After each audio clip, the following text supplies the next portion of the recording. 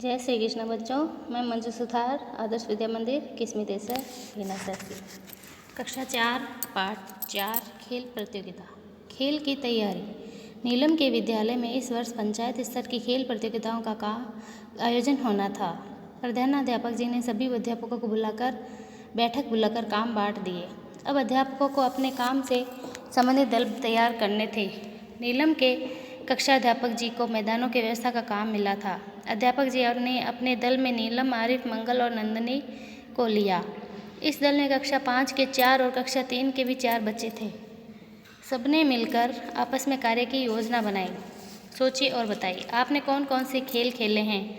हमने सांप सीढ़ी, लूडो, घर के बाहर क्रिकेट, खो खो, कबड्डी आदि गेम खेले हैं या खेल खेले हैं। किस किस खेल के लिए निश्चित नाप के मैदान होने चाहिए? सभी जो खेल है उसके अलग अलग नाप होते हैं। आपके स्कूल में कौन कौन से खेल के मैदान हैं? हमारे स्कूल में खो खो, कबड्डी, क्रिकेट आदि के मैदान हैं। किस खेल का मैदान सबसे बड़ा है? क्रिकेट का। पता कीजिए और लिखिए। खो खो खेल में कितने खिलाड़ी होते हैं? खो खो खेल में, अब खो खो खेल सभी ने खेला होगा, उसमें कितने खिलाड़ी होते हैं? 9 खिलाड़ी होते हैं। खो खो का मैदान कितना लंबा होता है, कितना चौड़ा होता है? तो 29 मीटर लंबा होता है और 16 मीटर चौड़ा होता है। विद्यालय स्तर की खेलकूद प्रतियोगिता में किन किन खेलों का आयोजन होता है? विद्यालय स्तर पर जो खेलकूद होती है उसमें खो खो होता है, कबड्डी, वॉलीबॉल, फुटबॉल आदि खेलों का आयोजन होता है। चर्चा कीजिए और लिखिए। खो खो के मैदान को तैयार करने हेतु आपको कौन कौन से काम करने होंगे?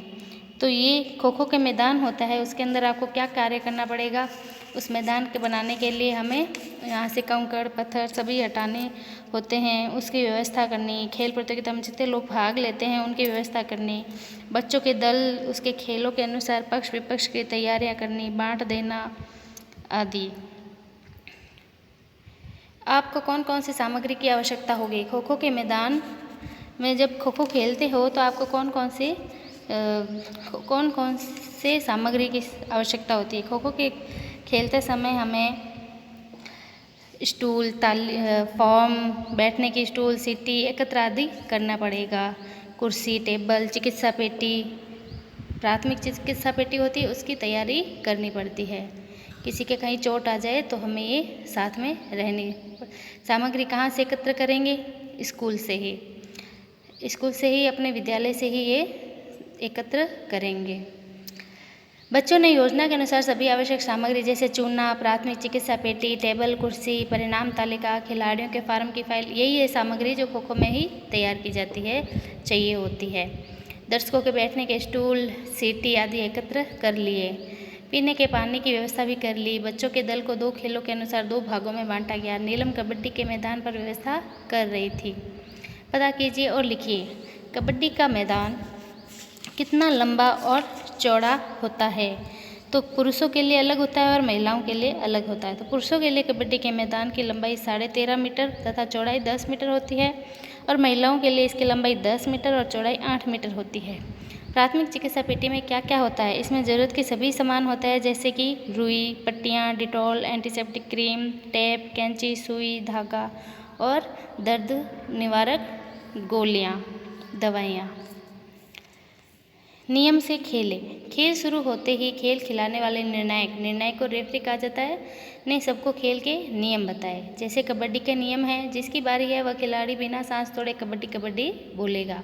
उसे टच लाइन को पार करनी है, अन्यथा वह आउट माना जाएगा। अगली लाइन बोनस लाइन है, उसको एक पैर से पार कर दूसरा पैर हवा में थोड़ा भी उठाने पर एक बोनस अंक अतिरिक्त मिलेगा। इस दौरान जितने खिलाड़ियों को छूकर मध्य रेखा को छू लेगा उतने अंक उस टीम को मिलेंगे। यदि वह पकड़ा जाता है तथा मध्य रेखा तक नहीं पहुंच पाता है तो वह आउट माना जाएगा। साथ ही विपक्षी टीम को अंक मिलेगा। कबड्डी में आउट खिलाड़ी उसी क्रम में वापस पाले में आएंगे जिस क्रम में आउट हुए। 20 मिनट बाद 10 मिनट का मध्यांतर होगा। मध्यांतर के बाद 20 मिनट का खेल और होगा। जिस टीम के अंक ज़्यादा होंगे वह टीम विजेता बन जाएगी। सोचिए और बताइए। कोई भी खेल खेलने से पहले नियम बनाने की आवश्यकता क्यों होती है? नियम बनाने से रेफरी खेल का संचालन करता है तथा उन नियमों के अनुसार ही अपने निर्णय देता है। विवाद की गुंजाइश कम रहती है, लड़ाई झगड़े कम होते हैं। विवाद होने पर नियमों के अनुसार ही उनका निपटारा किया जाता है। आप भी कोई नया खेल खेलने से पहले क्या कोई नियम बनाते हैं? उदाहरण दीजिए। हाँ, हम नया खेल खेलने से पहले नियम बनाते हैं, जैसे सांप सीढ़ी, लूडो आदि। खेल भावना। खेलते खेलते एक खिलाड़ी के पैर में मोच आ गई, परंतु तुरंत उस दल के खिलाड़ी दौड़ पड़े, उसे उठाकर मैदान से बाहर लाए। प्रभारी कोई उपचार करे उससे पहले ही सामने वाले दल के खिलाड़ी ने अपने बैग से दर्द निवारक दवा निकालकर लगाई। घायल खिलाड़ी को थोड़ा आराम आने के बाद खेल शुरू हुआ। उसकी जगह नया खिलाड़ी आ गया। सोचिए और बताइए, टीम के साथियों ने घायल खिलाड़ी की सहायता क्यों की? टीम के साथियों ने सहयोग और खेल की भावना के कारण घायल खिलाड़ी की सहायता की। जो टीम सामने खेल रही थी उसने घायल खिलाड़ी को दवा क्यों लगाई होगी? खेल भावना के कारण। आपके किसी साथी को कोई कष्ट हो तब आप क्या करते हैं? हम उसकी हेल्प करते हैं, उसकी मदद करते हैं। खेल के साथ मनोरंजन। नीलम और आरिफ घायल खिलाड़ी से बातें करने लगे। उसने कहा, मेरी टीम के खिलाड़ी और मैं विद्यालय स्तर की प्रतियोगिता में तो एक दूसरे से जीतने के लिए कोशिश करते रहते हैं, पर आज हम सभी साथ साथ एक टीम में खेल रहे हैं। आज रात सभी टीमों का एक साथ सांस्कृतिक कार्यक्रम होगा, तुम भी ज़रूर आना। विद्यालय के सभी बच्चे खिलाड़ियों का सांस्कृतिक कार्यक्रम देखने गए। वहाँ सभी मिलकर गीत गा रहे थे। किसी ने नृत्य दिखाया, किसी ने एकल अभिनय किया। एक विद्यालय ने हरिश्चंद्र नाटक का मंचन किया। आरिफ और नीलम ने देखा कि सभी हंसी खुशी के साथ एक दूसरे का सहयोग करते हुए कार्यक्रम में भाग ले रहे हैं। चर्चा कीजिए और लिखिए।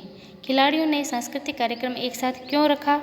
खिलाड़ियों ने एक दूसरे का सहयोग करते हुए सबके एक साथ मनोरंजन हेतु सांस्कृतिक कार्यक्रम एक साथ रखा। सांस्कृतिक कार्यक्रम करने की योजना कैसे बनाते हैं? सभी विद्यार्थी मिलकर परस्पर यह तय करते हैं कि कौन कौन से कार्यक्रम किए जाएंगे और उनमें कौन कौन से विद्यार्थी भाग लेंगे तथा उनका क्रम क्या होगा। इस प्रकार सांस्कृतिक कार्यक्रम की योजना बनाई जाती है। प्रश्न नंबर 3, इसमें कौन कौन सी पूर्व तैयारी करते हैं? सांस्कृतिक कार्यक्रम के लिए पहले यह तय किया जाता है कि कौन कौन विद्यार्थी किस किस कार्यक्रम में भाग लेंगे। उसके बाद उन कार्यक्रमों के विद्यार्थी पूर्वाभ्यास करते हैं। सोचिए और लिखिए, क्या आपने कभी किसी सांस्कृतिक कार्यक्रम में भाग लिया है? बताइए कहाँ। जैसे आपने कोई सांस्कृतिक कार्यक्रम में भाग लिया है तो कौन सा लिया है और कहाँ लिया है वो बताना है। आपने वहाँ क्या क्या किया, आपने कौन से खेल में या कौन से सांस्कृतिक कार्य में भाग लिया है, उस वहाँ पर क्या क्या किया वो बताना है। खेल के साथ सीखना। नीलम और आरिफ कबड्डी में घायल खिलाड़ी को कमरे में गए। कमरे में पंक्ति से सभी के बिस्तर एक साथ लगे हैं। पानी से भरी एक मटकी रखी है जिस पर डंडी वाला एक लोटा रखा है। सबके खाने का बर्तन एक साथ रखे हैं। आरिफ ने पूछा कि खाना कौन बनाता है? घायल खिलाड़ी ने बताया, हम सभी साथी मिलकर बनाते हैं। आरिफ को बहुत अच्छा लगा। घायल खिलाड़ी ने यह भी बताया कि हमारे गुरुजी के साथ हम मिलकर हम सब कमरे की सफाई, खाना बनाना, पानी लाना, खाना परोसना, सामान व्यवस्थित करना आदि कार्य बिना किसी भेदभाव के करते हैं। तो आरिफ को बहुत अच्छा लगा। सोचिए और लिखिए में लिखिए, आरिफ को बहुत अच्छा क्यों लगा? आरिफ को यह जानकर अच्छा लगा कि सभी खिलाड़ी मिलकर खाना बनाते हैं। आप यदि किसी खेल प्रतियोगिता में जाएं तो आप कौन कौन से काम करेंगे? अगर मैं किसी प्रतियोगिता में जाऊंगा तो सभी साथियों के साथ मिलकर खाना बनाना, कमरे की सफाई करना, पानी लाना, खाना परोसना, सामान व्यवस्थित करना आदि सभी कार्य बिना किसी भेदभाव के करूंगा। चर्चा कीजिए। एक खेल टीम में जाने से पहले कौन कौन सी सामग्री आप अपने साथ ले जाएंगे? अब सामग्री जो होती है वो कौन कौन सी है? चूना, प्राथमिक चिकित्सा पेटी, टेबल, कुर्सी, ये आप सामान साथ में लेकर जाओगे। ठीक है। जैसे आप किसी खेल टीम में सेलेक्ट हो जाते हो तो आप अपने साथ ये सामान सारे लेकर जाएंगे। चिकित्सा पेटी, खाने पीने के सामान, बिस्तर। ठीक है। जो केवल आपके काम की हो वो ही लिखनी है, जो सबके काम आती है वो भी लिखनी। जैसे जो केवल आपके काम आती है, जैसे अपने बिस्तर, थाली, लोटा, गिलास, अपने कपड़े, वो अपने काम आते हैं। जो सबके काम आती है वो प्राथमिक चिकित्सा पेटी, कोई दर्द निवारक गोलियाँ, वो सबके काम आती है, वो नाम लिखना है। हमने सीखा, खेल अच्छे स्वास्थ्य के लिए आवश्यक है। हर खेल के अपने नियम होते हैं। खेलों के आयोजन के लिए पूर्व तैयारी की आवश्यकता होती है। इसके लिए योजना बनानी पड़ती है। खेल खेलने से हम स्वस्थ रहते हैं। खेलों से सहयोग, नेतृत्व, भाईचारा आदि गुणों का विकास होता है। जाना समझा अब बताइए। खेल प्रतियोगिता की तैयारी हेतु शिक्षक और बच्चों ने मिलकर क्या क्या तैयारियां की थी। उन्होंने योजना बनाई थी, फिर आवश्यक सामग्री व्यवस्था की थी, खेल के नियम जाने थे। खेल प्रतियोगिताओं से बच्चों को क्या क्या लाभ होते हैं, निम्नलिखित बिंदुओं के आधार पर बताइए। जैसे खेल कुशलता है तो बच्चों को खेल से क्या लाभ होते हैं। तो खेल से खिलाड़ी निरंतर अभ्यास करते हैं, परस्पर प्रतिस्पर्धा होती है तो उनके खेल में कुशलता आ जाती है। स्वास्थ्य संबंधी उससे क्या लाभ होते हैं, खेल से बच्चे निरंतर अभ्यास करते हैं तो उन्हें उनका स्वास्थ्य अच्छा रहता है। सहयोग की भावना से बच्चों की एक दूसरे से प्रति सहयोग की भावना विकसित हो जाती है, परस्पर सहयोग करते हैं और एक दूसरे की सहायता भी करते हैं, तो वो होते हैं सहयोग की भावना। सांस्कृतिक कार्यक्रम हेतु ज्ञान, उन्हें रात्रि में या दिन में जो भी सांस्कृतिक कार्यक्रम होता है उनका आयोजन करना होता है, इसके लिए उन्हें पता चल जाता है। और मनोरंजन के लिए भी आवश्यक है कि बच्चे एक दूसरे से मिलकर भाग लेवें, जिससे नृत्य हैं, अभिनय है, नाटक है आदि सांस्कृतिक का कार्यक्रम करते हैं तो उन्हें ज्ञान मिलता है। खेल देखने वालों को क्या लाभ होता है, खेल देखने वाले लोगों में खेलों के प्रति जागरूकता, खिलाड़ियों के अनुशासन, परस्पर सहयोग, भ्रातृत्व, नेतृत्व और भाईचारे की भावना को देखकर उनमें भी ये भाव विकसित होते हैं। ये आपके पाठ कंप्लीट हो गया है। धन्यवाद।